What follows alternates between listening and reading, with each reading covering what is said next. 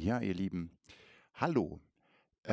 Corona zwingt uns ja alle zu Hause zu bleiben. Das hat seine guten Seiten. Es hat aber auch schlechte Seiten. Ich kann zum Beispiel nicht auf die Bühne, wie alle Kollegen auch. So, was mäht man da sinnvoll? Am besten setzt man sich ans Klavier und nimmt einfach was auf. Und ich habe ein Lied rausgesucht, das vielleicht ein bisschen passt zur Situation momentan. Das Sonnesching-Lied.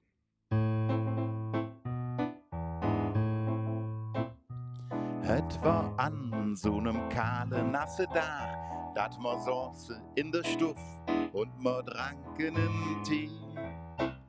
Dat mi Döchterche frösch, Papa rum so feunöch, bei dem Drisswetter lachen ich nie.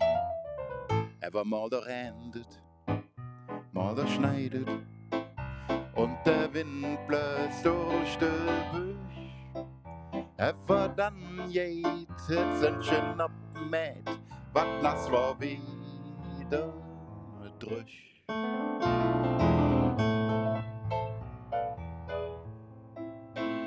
Keiner kann doch im Level jede Lass für dich hebben, kann dir nehmen, die Tron und der Ping.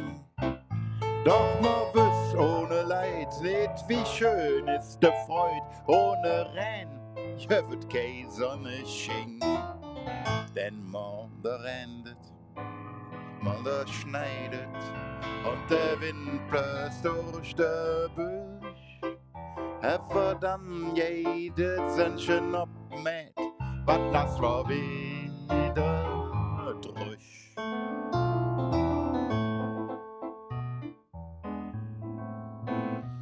Jeder Luder Zwanne, die Ras von Ungen sich an.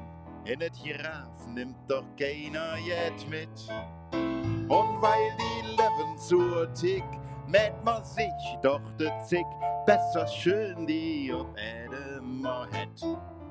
Denn mal der rendet, mal der schneidet und der Wind bläst durch de Büsch.